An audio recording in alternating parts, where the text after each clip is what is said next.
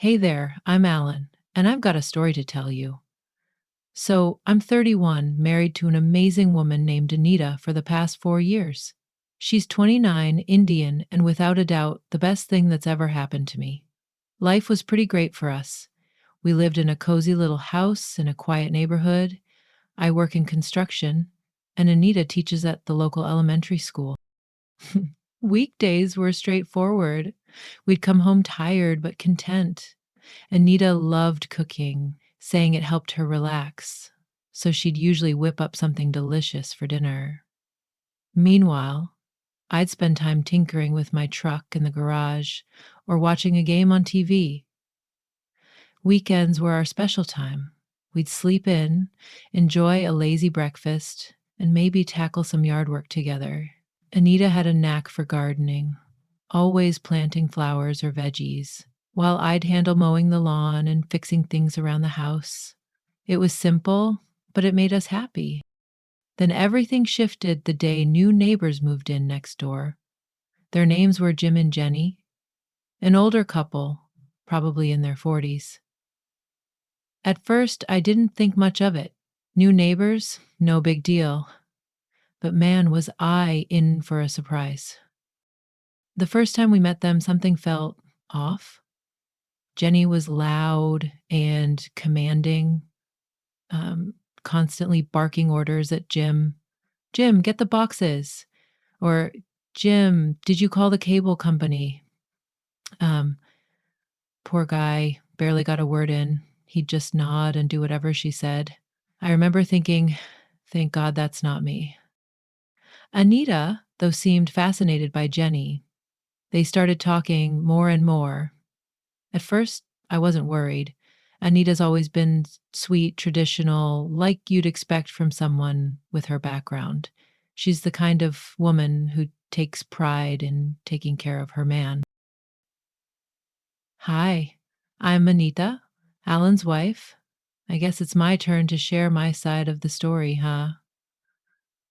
When Jenny moved in next door, I couldn't help but be curious. She was so different from anyone I'd ever met.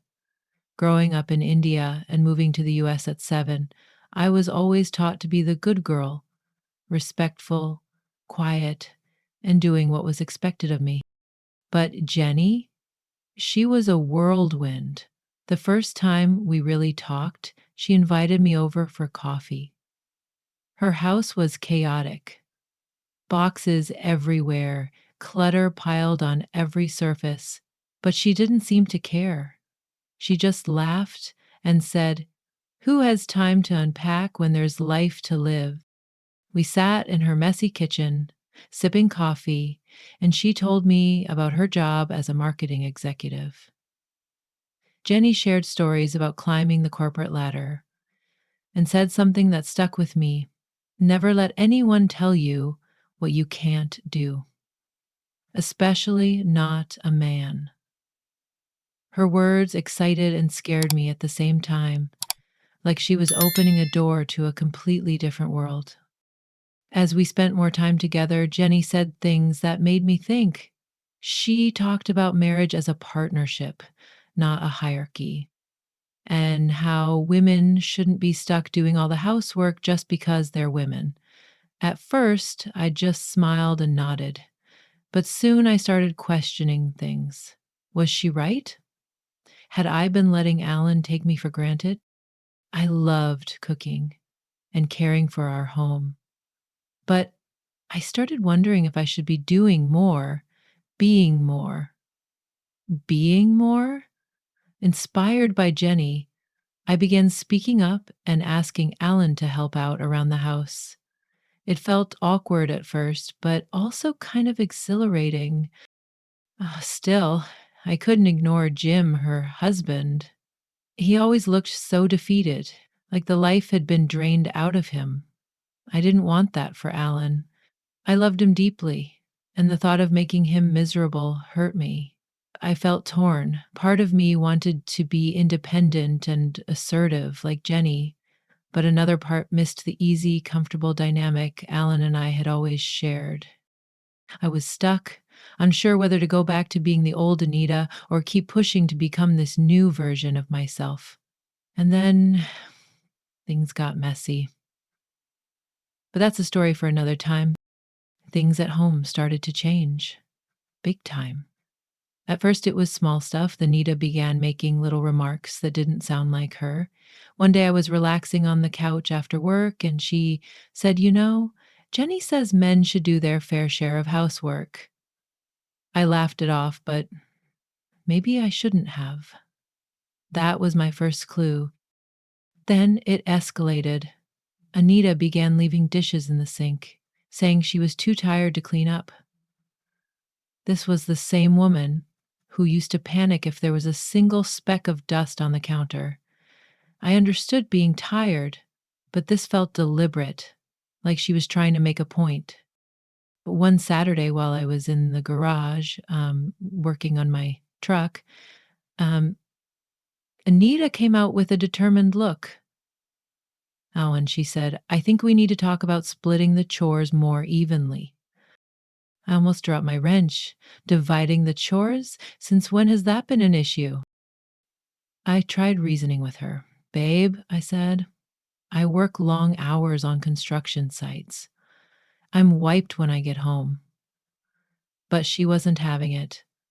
She argued that her job as a teacher was just as demanding and that she needed her own downtime too. It wasn't just the housework either. Anita started questioning every decision I made. If I wanted to grab a beer with the guys after work, she'd interrogate me. Why do you need to go out? Don't you want to spend time with me? It felt like I couldn't do anything right. Our conversations turned into verbal landmines. I'd say something harmless, and suddenly it would blow up in my face. One time, I complimented her new dress, saying she looked sexy, and you'd think I'd insulted her entire family. She started ranting about how I should appreciate her intellect instead of her looks. Since when did a compliment from her husband become offensive? The worst part was that I could see Jenny's influence written all over this. Anita had begun using terms like patriarchy and gender roles. That wasn't my wife talking. It was Jenny manipulating Anita like a puppet. I tried to have a conversation with Anita about it, but she immediately got defensive. Jenny's opening my eyes, she'd say. Maybe you should try listening to her too. Yeah, right. Like I wanted to end up like Jim, a beaten down shell of a man. Everything came to a boiling point one night after a particularly heated argument. I don't even remember what sparked it. Probably something as minor as leaving the toilet seat up. Frustrated, I decided to sleep on the couch. When I went to grab a pillow from the bedroom, though, I discovered the door was locked. I stood there, staring at the locked door, feeling like I'd been punched in the stomach. Anita had never locked me out before, not once in all our years together. I knocked, trying to keep my tone calm. Anita, open the door. No response. I knocked again, harder this time. Anita, come on, this is ridiculous. Still nothing. That's when I lost it. I don't know what came over me, but the next thing I knew, I'd kicked the door clean off its hinges. The loud crash echoed through the house like a gunshot. Anita was sitting on the bed, wide-eyed, in shock. For a moment, we just stared at each other. Then I let her have it. What the hell is wrong with you? I yelled. Locking me out of my own bedroom? In my house? The house I pay for? Anita tried to respond, but I wasn't finished. I'm done with this, Anita. I'm tired of walking on eggshells in my own home. I'm tired of you treating me like I'm the enemy. I'm your husband, for Christ's sake. I took a deep breath, trying to calm myself. Look, I said, I don't know what's going on with you lately, but this isn't you. This isn't us. And I'm not going to stand for it anymore. If you want to act like Jenny, fine, but don't expect me to sit here and be your punching bag like Jim. With that, I grabbed my pillow and stormed out, leaving Anita sitting there, stunned and silent. As I lay on the couch that night, I couldn't help but wonder, was this the end of our marriage? And if it was, how had we ended up here? I don't even know where to begin with that night. When Alan kicked down the door, I'd never been so scared in my life. Not of Alan, he'd never hurt me, but of what I'd done to our relationship. After he left the room, I just sat there on the bed, trembling. What was I doing? This wasn't me. I'd never locked Alan out before, never even considered it. Of your accident? But lately it felt like I wasn't in control of my own actions. I couldn't sleep that night. I lay there, replaying everything in my head. Part of me wanted to run after him, to apologize, to fix things. But another part, the part that had been listening to Jenny, was angry. How dare you break down the door, I thought. This is my room too.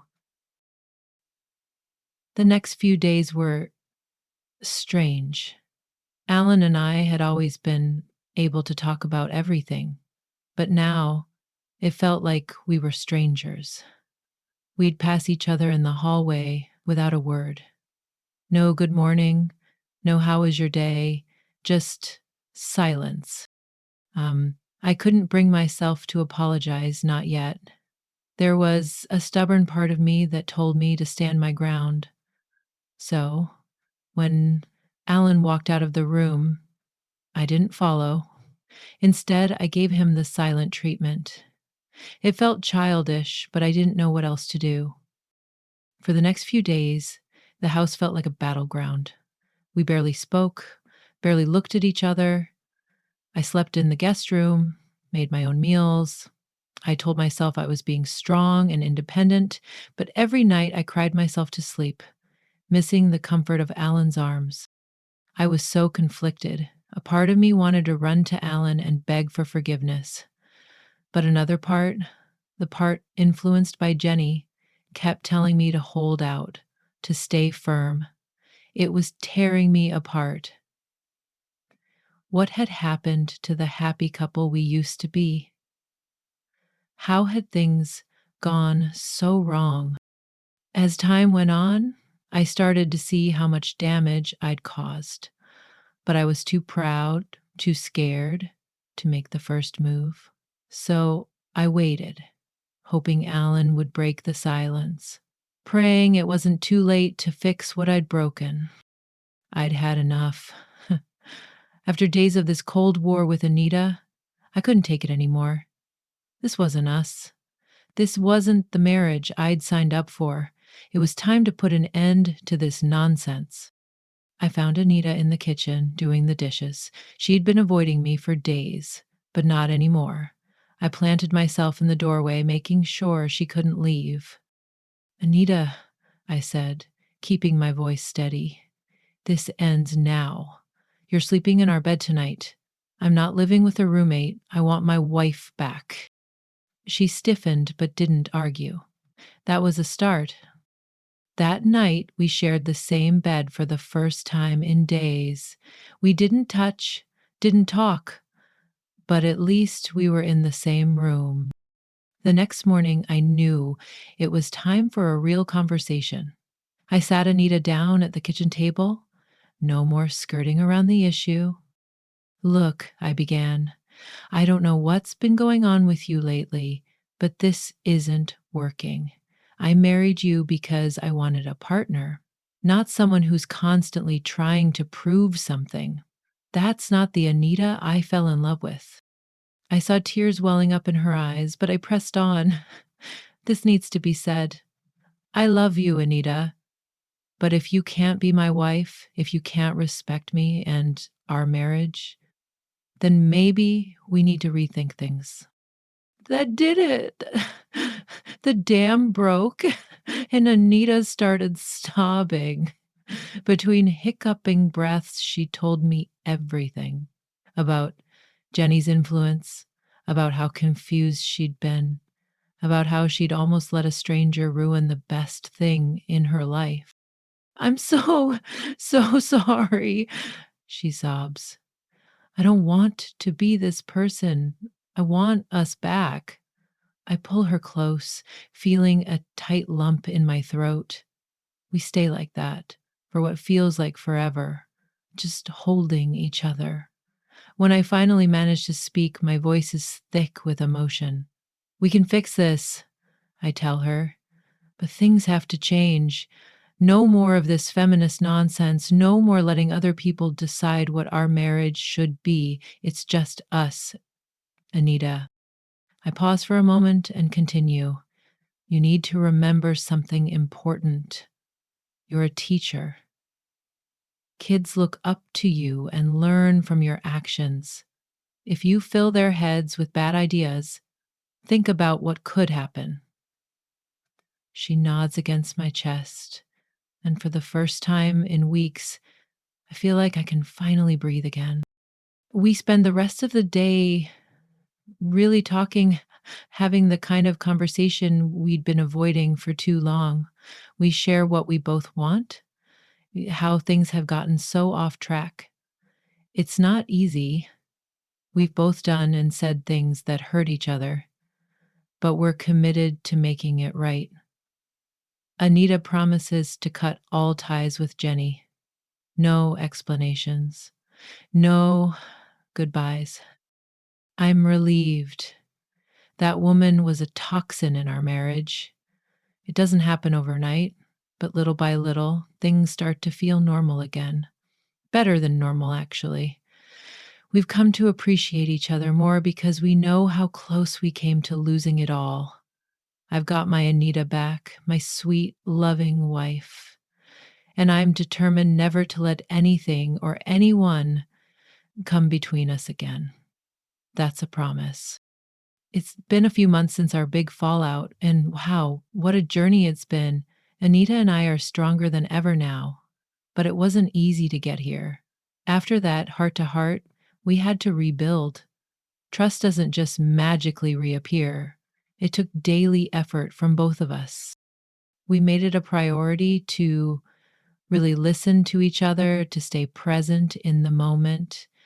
Anita kept her word and cut Jenny out of her life completely. It was tough for her at first. She'd grown used to having a friend close by, but we both knew it was necessary. Jenny was like a weed, choking the roots of our marriage. And we had to remove her completely. Looking back, I can see how things could have gone in a completely different direction. If I hadn't stood my ground, or if Anita hadn't admitted she was wrong, we might not be here today, happy and together. We got lucky. We caught ourselves before we fell too far, and we're grateful for that. Not everyone gets that chance, so we're not taking it for granted. These days, our house is once again filled with love and laughter. Anita's back to whipping up incredible meals, singing in the kitchen like she used to. I feel like the king of my castle again. At night, when we're snuggled up on the couch or lying in bed, I silently thank my lucky stars that we made it through. This this is what marriage should be. A partnership, a team, and Anita and I, we're the best team out there. Hey, if you liked our story and want more honest conversations about relationships, make sure to hit that like button and subscribe. Don't forget to click the notification bell so you don't miss any updates. And share this with someone who might need to hear it.